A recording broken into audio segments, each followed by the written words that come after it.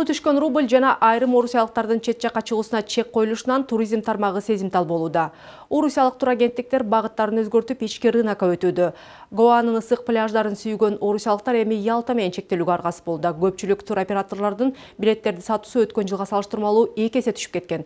Керек болсо Түркия жана Египет сыяктуу анча кымбат эмес тармактар боюнча дагы. Эксперттердин прогнозу боюнча рынок дээрлик 2 эсе кыскарып, ал эми европалык багыттарга суроо талап 70%га чейин түшүп кетиши мүмкүн. Кыргыз бийликтери болсо күнүнө 20 000 туристти кабыл алууга күчүбүз жетет деп ишендирип келет жана бул кыш маалында туризм департаментинин башчысы Максат Чекиевдин айтымында бул көрсөткүчкө жетүүгө тоо туризминин өнүгүүсү негиз берүүдө. Айтмакчы, жакында чет элдик экстремал туристтердин тобу кыргыз тоо кыркаларындагы жигит чокусун багынтып келишти. Алар керек болсо чатыр ичиндеги температура -25 градустан төмөн болуп турган шартта 12 күн тоодо жүрүшкөн.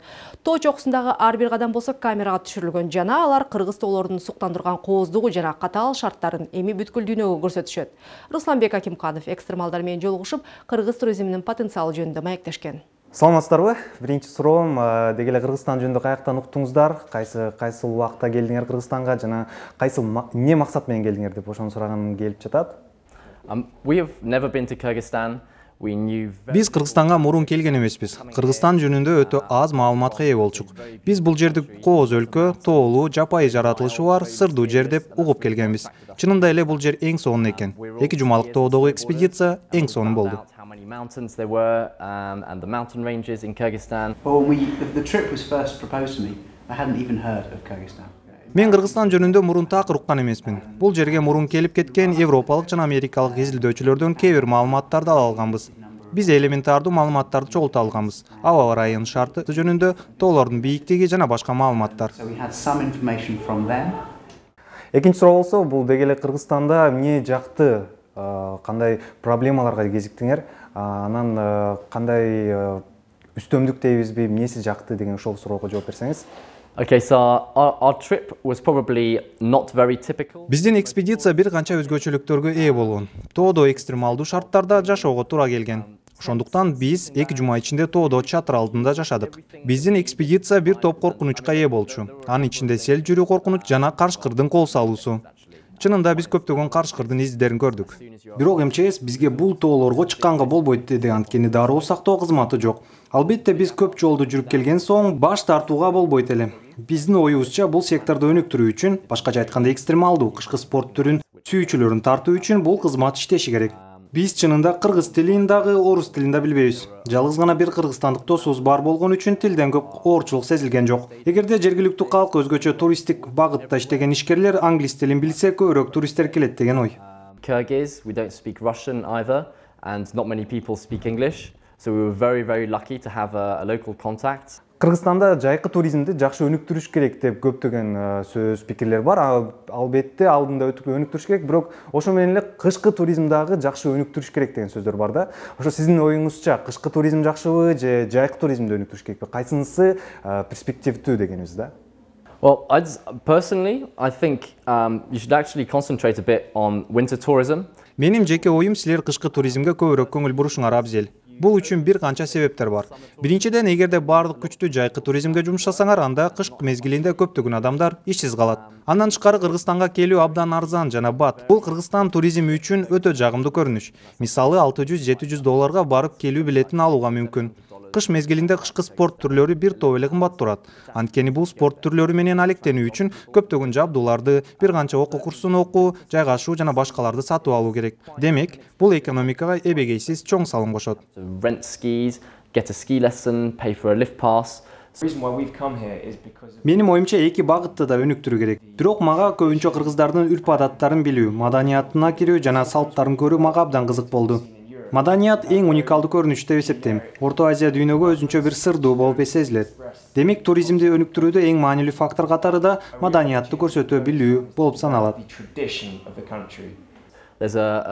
Кышкы туризмди өнүктүрүүдө тоодо эс алуучу борборлорго көп көңүл буруу зарыл. Албетте, Караколдо эс алуучу жай абдан эле жакшы экен. Бирок мындан да чоң болууга мүмкүнчүлүгү бар. Мындан тышкары көптөгөн башка тоолордо дагы эс алуу жайын орноштурса болот. Дагы эле бир суроо, мисалы сиздер Кыргызстанга келгенден кийин эң башкы кандай айтсам сюрприз болгон нерсеңиз кандай болду? Мындай жагымдуу сюрприз болгону?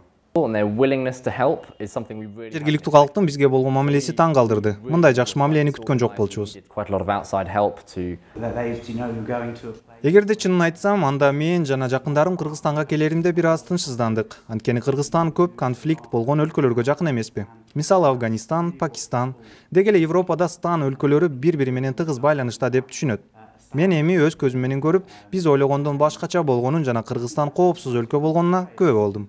Dangerous country, it's a safe country. Бизге үй бүлөлүк бизнеске айланган ишкерлердин жардамы экспедициябызга көп жардамы тийди. Мен чынында Кыргызстанда мындай бизнестер бар деп ойлогон эмесмин. A local family-run business. Кыргызстанда кыргызчы туризмге шарттар бар бекен? Кандай проблемаларды чечүүгө жергиликтүү калк жардам бердиби? Кандай сиз жергиликтүү калктын дагы сиздерге болгон мамилеси кандай болду? Small, tiny corner of Kyrgyzstan. Биз Кыргызстандын картасын ачып карап, көптөгөн кооз жерлер бар болгонуна көрдүк. Биз кичинекей гана жерин изилдөөгө жетиштик. Чынында бул жердеги тоолорду изилдөөгө көптөгөн күндөр керек. Mountains and nature to find out about. And you could spend your whole lifetime. I'm near Mount Jigit and looking at the map. Биз Жигит тоосун изилдедик. Бирок нарында көптөгөн укмуш тоолор бар болгонун картадан көрдүк. Айтылып өткөндөй эле жашоого жакын убакыт болсо дагы Кыргызстандагы бардык тоолорду изилдөөгө убакыт жетпейт. You could spend a whole lifetime exploring them. Биздин экспедициябыздын бүтүшү Кокустан 5-мартка туура келиптир. Майрамда бизге жөн эле бул ак калпактарды белекке берди.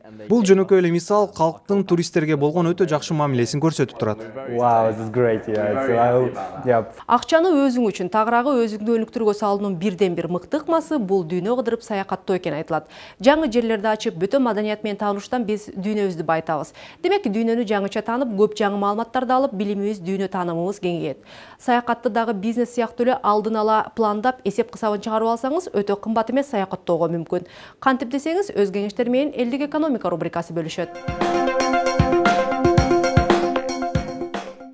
Айрыкча сезон маалында эс алууга чыгып калсаңыз, анда дыкат пландап алганыңыз оң. Албетте, бул маалда Түркия, Европа багыттар боюнча турлар өтө популярдуу. Кыш чилдеде болсо, кыргызстандыктар жылуу жактарга качырып, Малайзия, Таиланд баштаган Түштүк Чыгыш Азия өлкөлөрүнө, араб мамлекеттерине саякатташат. Саякатты алдын ала пландоо менен сиз эки негизги маселени чече аласыз. Биринчиден, сезон маалында билеттер, мейманканадагы орундар тартыш болот. Алдыктан алдын ала сатып алуу ыңгайлуу. Анан калса, билетти канча эрте алсаңыз, ошончо арзан болот.